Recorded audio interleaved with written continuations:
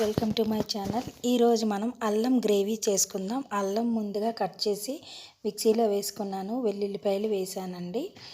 Next చూస్తున్నారు కదా, onions వేసుకోవాలి. ఆనియన్స్ పీసెస్ ఇలా కట్ చేసుకోవాలి.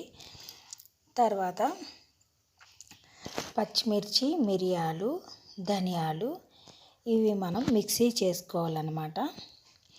చూస్తున్నారు కదా, మిరియాలు, ఇవి జీలకర్ర, ధనియాలు, ఈ ఇంగ్రీడియంట్స్ అన్నీ మనం మిక్సీలో వేసి మెత్తగా పేస్ట్ చేసుకోవాలి. ధనియాలు ఇవి. ఈ అల్లం గ్రేవీ అనేది చాలా మంచిదండి. థ్రోట్ ఇన్ఫెక్షన్స్కి వాటికి చాలా మంచిదన్నమాట. ఈ సీజన్లో తినాలి. మిరియాలు నేను 10 తీసుకున్నానండి. 10 అయితే సరిపోతాయి. ఎంతో ఆరోగ్యాన్ని ఇచ్చే ఈ అల్లం గ్రేవీ అనేది ఈ సీజన్లో మనం తినాల్సిన రెసిపీ అన్నమాట. డెఫినెట్గా ఇది తీసుకోవాలి ఈ సీజన్లో. ఇప్పుడు ప్రజెంట్ సిచ్యువేషన్లో తీసుకోవడం వల్ల మన గొంతు సమస్యలు ఏమైనా ఉంటే అన్నీ తగ్గిపోతాయి. జలుబు కూడా తగ్గుతుంది అండ్ దగ్గు కూడా తగ్గుతుంది అన్నమాట. చూస్తున్నారు కదా, నేను మిక్సీ వేస్తున్నాను. ఇది మిక్సీ అయింది. ఇప్పుడు మనం చింతపండుని నానబెట్టుకుందాం. ఇందులో చింతపండు నానబెట్టి ఓ పక్కన పెడదాము.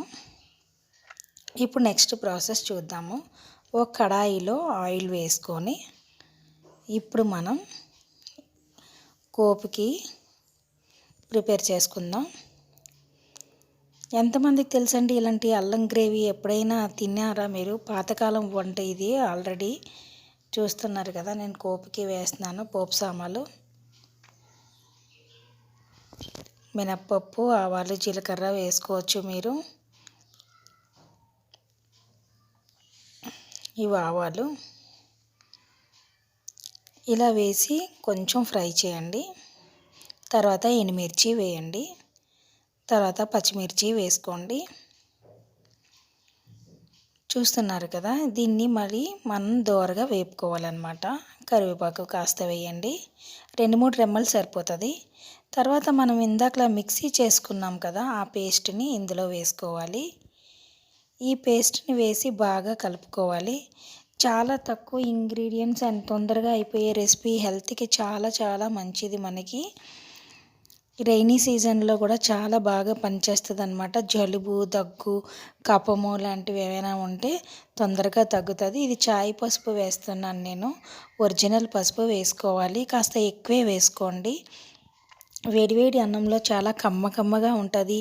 తర్వాత మనకి 1 వీక్ స్టాక్ ఉంటుందండి. ఇది ఖచ్చితంగా 1 వీక్ స్టాక్ ఉంటుంది. వేడి అన్నంలోకి చాలా రుచిగా కూడా ఉంటుంది తినడానికి.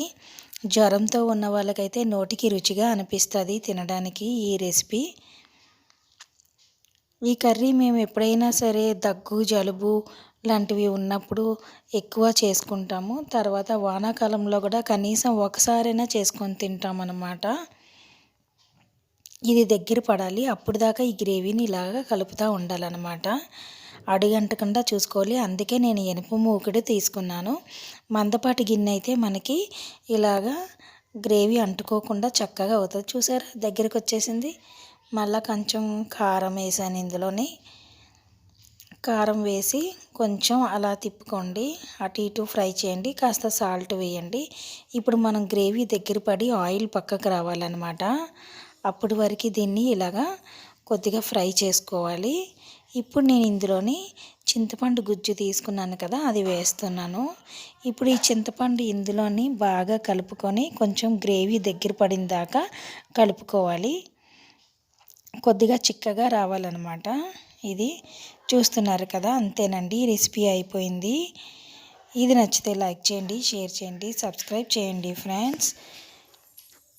కాసేపు తర్వాత చూడండి. ఇప్పుడు మనం దీన్ని కరివేపాకుతో గార్నిష్ చేసుకుందాం. రెడీ అయిపోయింది మన కర్రీ.